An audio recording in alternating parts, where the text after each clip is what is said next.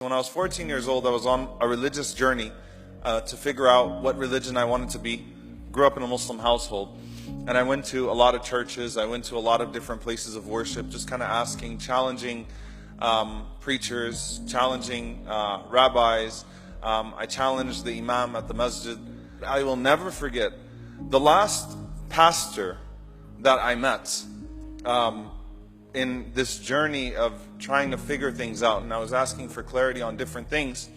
And I remember I was sitting in front of him. He literally closed the Bible in front of me, and he said, God realized he gave us too much instruction in the Old Testament, so he said, let me give him a little bit of inspiration now.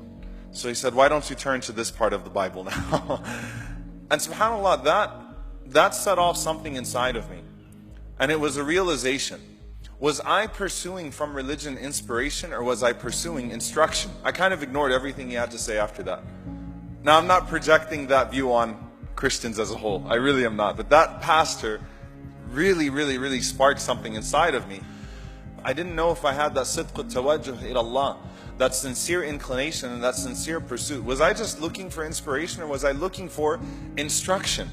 And I'll tell you why my fear in Islam is that we approach the Quran only looking for inspiration, which is okay to go to the Quran for inspiration.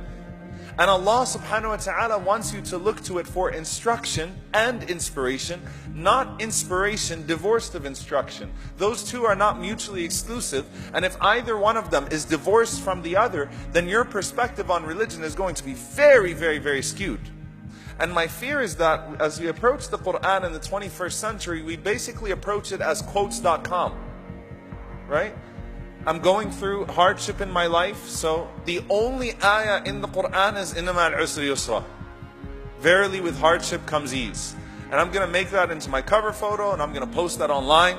It's not just a Facebook post, it's not just a tweet. When we go to the Quran, when we go to this book which gives us the purpose of life, we're not going to it to validate our current trends and our current movements and our current inclinations. We're going to it for instruction and for purpose. I don't want to change the Quran to fit what I've already decided is my meaning in life. I want to extract my meaning of life from the Quran. So when we approach the Quran, dear brothers and sisters, always seek the next instruction. And the inspiration and the reward will come from Allah subhanahu wa ta'ala. We ask Allah subhanahu wa ta'ala to make us from the people of Quran. And we ask Allah subhanahu wa ta'ala to make us of those who by their love for the Quran will enter the highest level of Jannat al-Firdaus. Allahumma ameen. Jazakumullahu khairan. Wassalamu alaikum wa rahmatullahi wa barakatuh.